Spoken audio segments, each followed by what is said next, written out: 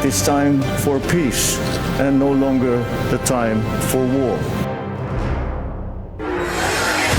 Unity against uncertainty. Ito ang panawagan ni PBBM sa kapwa ASEAN leaders sa kanilang summit sa Cebu. Yan ay sa gitna ng sigalot sa Middle East na lubhang nakaapekto sa ekonomiya ng rehiyon. Narito ang agenda report ni Marian Uy live mula sa Lapu-Lapu City. Marian, ano na ang update mula dyan? Corina, matapos sa isang araw na siksik na pagtitipon ng ASEAN leaders kahapon, formal nang nagbukas ang 48th ASEAN Summit and related meetings kanina sa Mactan Expo sa Lapu-Lapu City. Ikalawa at huling araw ngayon ng 48th ASEAN Summit and related meetings sa Cebu. Bago pa man ang welcoming and opening ceremony kanina umaga, nilatag muli ni PBBM ang kahalagahan ng pagkakaisa at kooperasyon ng ASEAN sa harap ng mga napapanahong hamon sa rehiyon at sa buong mundo. Binanggit ng Pangulo ang matinding pag-aalala ng ASEAN sa gyera ng Amerika at Iran. Ang mga hamon anya ay nangangailangan ng sama-samang pagkilos, pagkakaisa at praktikal na kooperasyon ng ASEAN member states. Sa unang araw pa lang ng mga meetings, malinaw ang pag-uusapan ng mga leader ng ASEAN. Ang top 3 priorities, energy security, food stability at proteksyon ng ASEAN citizens. I thank you for answering the call, underscoring the importance and urgency of convening at this time.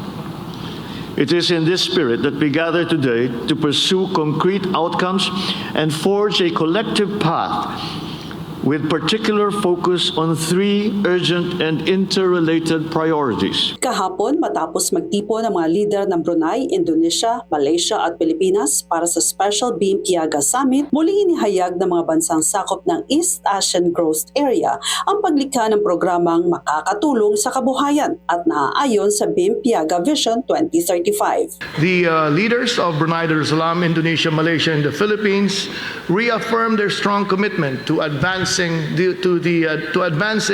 BIMP-IAGA as a dynamic platform for sub-regional cooperation.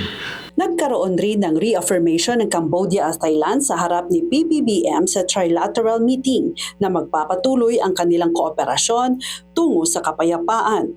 The Philippines' constructive leadership in promoting regional peace, stability, and unity is commendable. Today, Prime Minister Nutin and I have just met with a collective resolve for lasting peace. Our discussions focus on de-escalations and trust-building measures to restore and consolidate a functioning framework for lasting peace and renormalize relations. We both reaffirm that we will jointly endeavor to work towards peace through dialogue. Thailand and Cambodia are 2 neighboring countries. It is best that we avoid conflict. It only brings losses and suffering. Sa huling araw ng 48th ASEAN Summit and related meetings, maraming barangay sa Lapu-Lapu City ang tuwang-tuwa dahil nagkaroon daw sila ng pagkakataon na maipakita ang kanilang mga street design. Nagsuot pa ng ASEAN shirts bilang pagpapakita ng kanilang suporta sa ASEAN. Nakakatulong din kasi maraming mga na-develop yung mga areas where we want to showcase yung cleanliness. Sa pangkalahatan, maituring na tagumpay at matiwasay ang 48th ASEAN Summit and related meetings sa Cebu. At sa kanyang speech, malinaw ang posisyon ng Pangulo at ng ASEAN sa sigalot sa Middle East. Magkagap. This backdrop, we come together guided by ASEAN's long-standing commitment to peace and the collective positions expressed by each ASEAN member state. The immediate cessation of hostilities, the peaceful settlement of disputes, the protection of civilians and civilian infrastructure, and the restoration of safe, unimpeded, and continuous transit passage in the Strait of Hormuz.